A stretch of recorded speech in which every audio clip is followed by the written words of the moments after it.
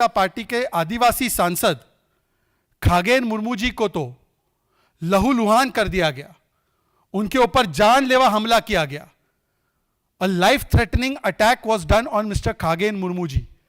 उनकी स्थिति इतनी बुरी हुई कि उनकी आंखों पर जो चोट लगी, उनकी आंख जाते जाते बची है। यह उनका एक्सरे है, स्कल फ्रैक्चर हुआ है, सिर फूट गया है, खून निकल रहा था उनके चेहरे से, उनके सिर से, सिर फट गया था।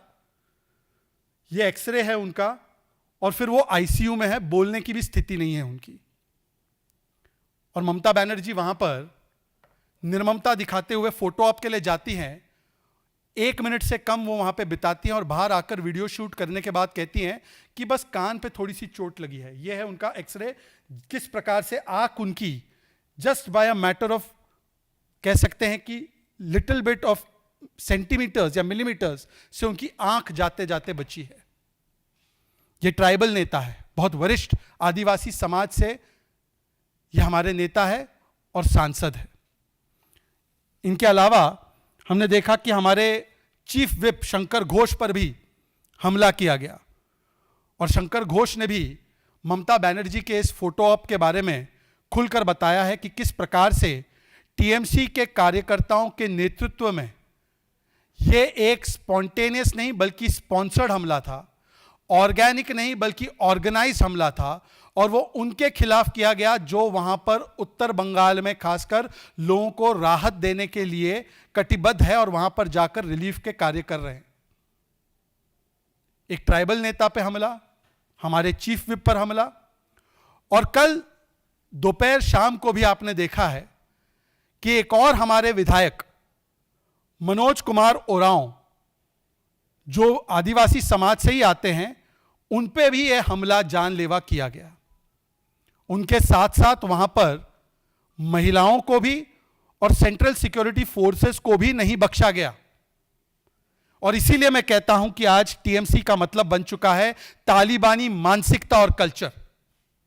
एक समय था कि ममता बनर्जी ने लेफ्ट के 34 साल के खूनी शासन का विरोध किया था, पर आज यह कहा जा सकता है कि under the watch directions of Mamata Banerjee political violence institutionalise भी हुआ है, नॉर्मलाइज भी हुआ है और लेजिटिमाइज भी किया जा रहा है।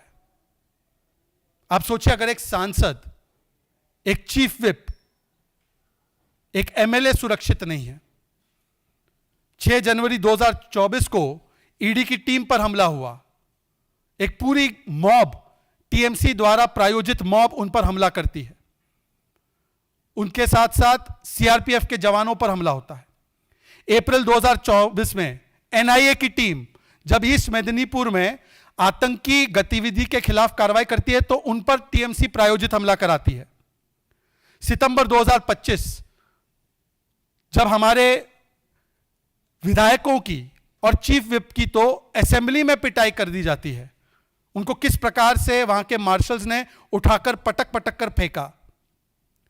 दिसंबर 2020 नड्डा जी, भारतीय जनता पार्टी के राष्ट्रीय अध्यक्ष, उनके कॉन्वॉय पर जानलेवा हमला किया जाता है और नड्डा जी बाल बाल बचे। उनके साथ कैलाश विजयवर्गीय जी भी थे, उनको भी चोट पहुंची थी। लाठी, डंडे, पत्थर, ब्रिक्स, इसके साथ हमला। 2025 में नेता प्रतिपक्ष शुवेंदु अधिकारी जी के ऊपर जानलेवा हमला। 2021 में पोस्ट पोल वायलेंस, जिसमें हजारों लोग प्रभावित हुए और हाई कोर्ट और सुप्रीम कोर्ट को कहना पड़ा कि this is not rule of law, this is law of the ruler. Murshidabad में वक्फ के नाम पर जो जिहादी नंगा नाच हमने देखा, वहां पर भी हमला और हिंसा हुई। आप सोचिए कि ममता बनर्जी के राज में ना मां, ना माटी, ना मानुष, ना कोई फोर्स, ना कोई एमपी सुरक्षित है।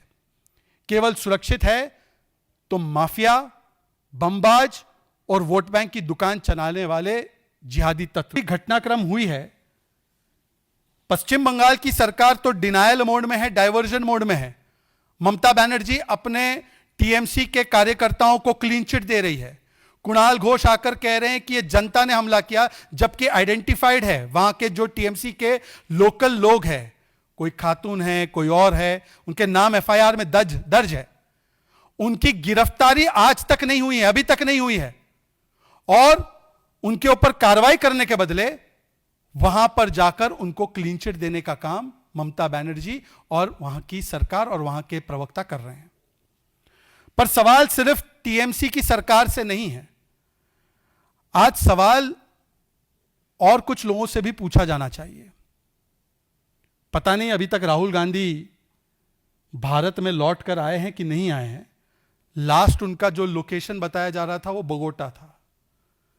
तो बोगोटा के जो जननायक है, विदेश नायक है और हिपोक्रेसी के जो खलनायक है, क्योंकि ये वही राहुल गांधी है जिनका ट्विटर टाइमलाइन, जिनकी बोलने की जो क्षमता है वो तब तो बड़ी एक्टिव हो जाती है जब उनको राजनीतिक फायदा उठाना है किसी विषय पर आज राहुल गांधी थे डेमोक्रेसी बचाओ वाली जमात से, संविधान लेकर घूमने वाली जमात से, और ये पीडीए के बारे में बड़ी चिंता प्रकट करने वाला जो इकोसिस्टम और पार्टियां हैं, उनसे मैं पूछना चाहता हूं कि खगेन मुर्मू जी आदिवासी समाज से हैं, सिर फोड़ दिया गया।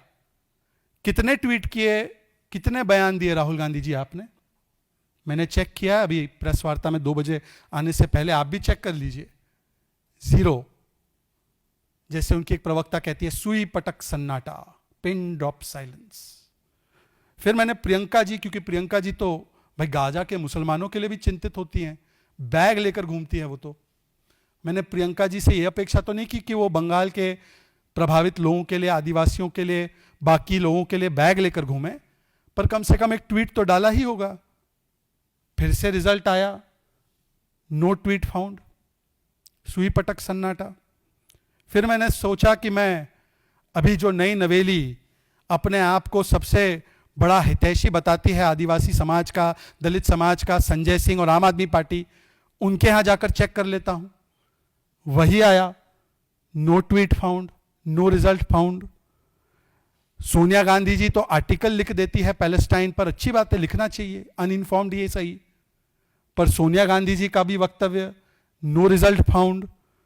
और अखिलेश यादव जी जो पीडीए समाज के लिए तो बड़े प्रखरता से जब वोट की चिंता होती है तब बोलते हैं। क्यों अखिलेश बाबू, क्यों तेजस्वी बाबू जी? खगेन मुर्मू जी आदिवासी समाज से नहीं है क्या?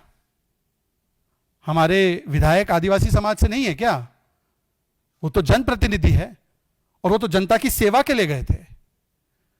तो क्या उन पर हमला होना जस्टिफाई है, जायज है? या आपका आक्रोश बड़ा सिलेक्टिव है? Your outrage and your silence is selective.